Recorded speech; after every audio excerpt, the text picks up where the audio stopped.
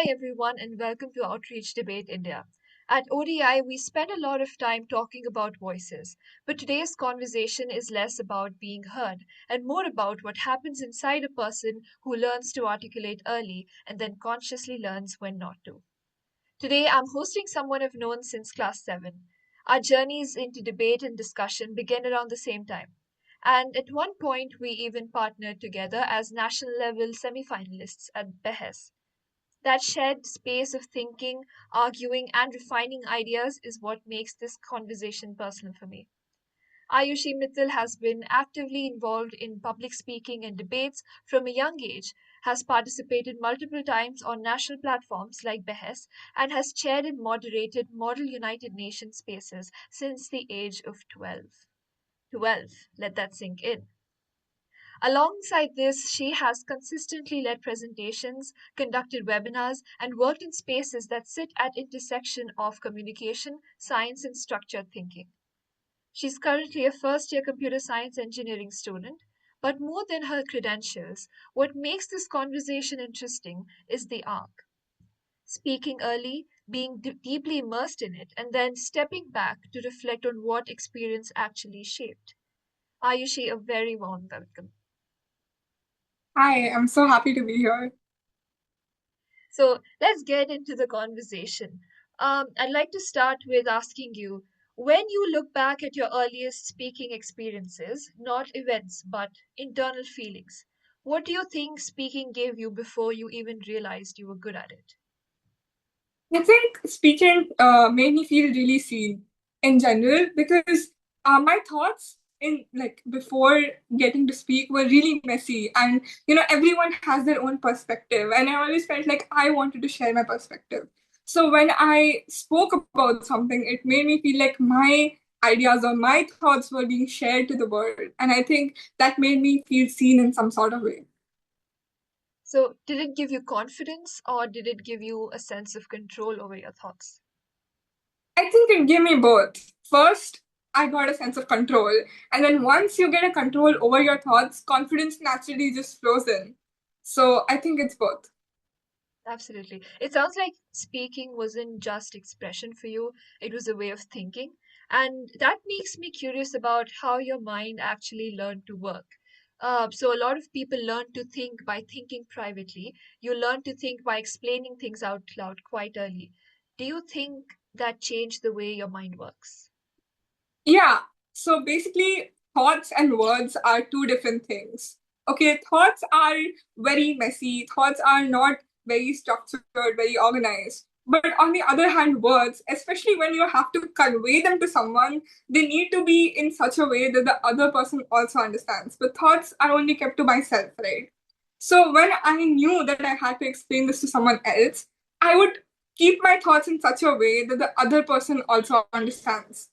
So I think it helped me think differently, think in a more clear manner, and yeah, it definitely helped a lot. Right. So, do you notice yourself structuring thoughts automatically even when no one is asking you to speak? Yeah, definitely. This has changed a lot since, I conducted webinars on teaching people and stuff like that. And even if you remember in seventh grade, we used to come on calls and explain each other concepts. So I think that, that entire thing shifted my brain so much that now when I think it's more structured than it was before. So, in a way, speaking almost became automatic like a mental muscle. Right. So, which Yeah. is why your decision to step back from formal speaking feels especially significant. At some point, you chose to step back from formal public speaking, and that's a decision most people don't reflect on publicly. So, what shifted internally when you stopped being on stages or in competitive speaking spaces? Okay, so I think in competitive speaking spaces, it is about sharing your ideas, but it is more about the need for like the so-called perfection. Okay. And I think that I needed some time to just wait and just reflect on myself before, chasing this perfection or speaking in public areas. And that is the reason I stopped, and that's what changed, that I was not chasing perfection. So, did the silence feel uncomfortable at first, or did it feel, relieving? It was definitely relieving because, you're not really, trying to be perfect anymore. You can stay with your own thoughts, you can stay the way you want to. So, yeah, it was definitely relieving. Absolutely. So when the audience, disappears, something else usually steps in. And so I'm wondering, in that quieter space, when you're no longer constantly articulating yourself for an audience, what parts of your personality became louder? I think it'll be the weird parts, the parts where I'm having fun with my friends without caring about anything. Or, the internet has currently like very popularized a word called nonchalant, if you've heard of it. So, Yes. this is like an idea that has been proposed by a lot of people saying like it creates an image of yourself that's not really yourself. But I oppose this idea. I think that you should, try to express yourself more, especially when you are within a comfortable surrounding where you're very, eager, like you really want to express yourself. Or else you'll just be lost in your own thoughts. And that is not helping you, at least not mentally. If it's helping you create a good image in front of others, it is not helping you out mentally. Absolutely. And I would like to sit with that for a moment. You talked about how being nonchalant is not very healthy. What you're describing, it feels, less behavioral and more existential. Would you like to elaborate more upon that? Basically, when you are, caught in this entire internet thing where you have to be nonchalant or anything like that, what happens is it reduces your self-awareness a lot. You start chasing this one ideology, you start chasing this one belief, and it is just not like healthy for you. And also, when you start chasing this, you are no longer yourself in front of anyone.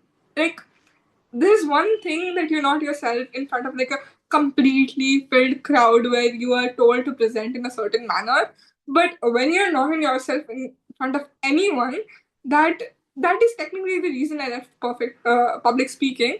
It is because of perfection. So that is just very, very dangerous for someone. Right. So, this argument brings me to my next question, which is there's a philosophical idea that language doesn't just express thought, it shapes it. So, do you think learning to speak early shaped the way you understand yourself? Yeah, I think when I, learned to speak early, or I have been participating in so many like debates and stuff since childhood, I think it made me reflect on myself more. And since I told you before, my thoughts were more structured. So that made me understand myself better and work on myself more. Right. So even when you move into a technical space, that foundation doesn't disappear. So, which brings me to engineering and the world that you're in right now. Now that you're in engineering and a more technical space, how does your speaking background show up in ways people might not notice? Yeah, I think the technical space itself, I don't know if people have noticed this, but it requires a lot of these speaking skills and presentation skills. One good example I can give you is of hackathons. So, Hmm. hackathons are basically these competitions where you design a product in like a very short amount of time, like 12 hours or 24 hours. Okay.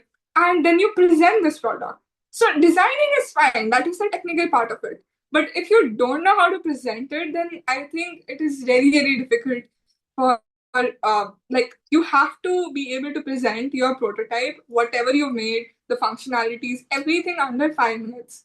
And that is really difficult if you do not have any speaking skills, or if you are someone who's like not comfortable uh, expressing your thoughts. Right, right. So this is incredibly formative, right? So now, if you had to name one invisible thing that speaking gave you, something that doesn't, particularly show up on a CV, what would that be? I think it'll definitely be confidence. Speaking has given me a lot of confidence, and I think it has given me a way to just be myself, express my ideas, and just stop caring about, stop having that fright, that fear that people generally talk about. Yeah, absolutely. I can vouch for that. I've seen you, closely, and that's something I've learned from you, and that's something that really inspires me about you. So, okay, let's Thank you. just, yeah. So, which is why I would, want to end this with something very grounded. If, for someone who doesn't want to be a public speaker, but wants to think clearly and trust their voice, what would you tell them to focus on instead of stages and competitions? I think they should not focus on stages and competitions at all. They should focus on themselves and they should focus on their ideas. For example, practicing explaining yourself five concepts in front of the mirror. Okay, Yes. because when you read those concepts, then your brain puts those ideas in a different way, and those are not the ideas that your brain puts in your mind, are not exactly what you want to say out loud, right? So when you practice teaching yourself in the mirror, or for example, I used to, like as I said before, I used to call you and I used to teach you concepts. Yes. So that itself helped me a lot in understanding, how to speak better, understanding how to explain you better. When you said that, you didn't understand a concept, I found better ways to teach it to you. Yeah, So that's absolutely that correct. itself helped a lot in general. So it was Yeah, never about yeah, stages. It was about, understanding yourself first instead of an audience. yes. I would like to thank you again for those, times when we would just keep on asking each other doubts, and you always found out a very creative way to help me out with it. Okay, so one thing that stands out to me from this conversation is that public speaking at its best is not about volume or visibility. It's about precision in thought and in language and in intent. So, listening to you, it's clear that speaking early doesn't just teach you how to argue or present, it teaches you how to sit with ideas longer, how to question them before offering them, and how to, respect the weight of words. That kind of training stays with you regardless of the room that you're in, be it a debate hall, a classroom, or a technical space.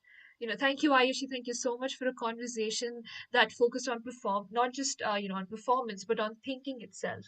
If someone would like to reach out to you, what would be the best medium to contact you? So you can contact me via my email address, which is ayushi.mittal, ayushi dot mittal dot 318 at the rate gmail.com.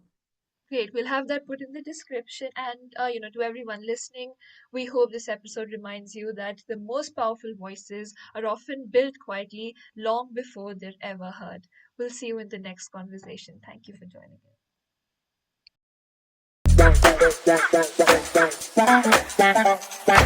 us.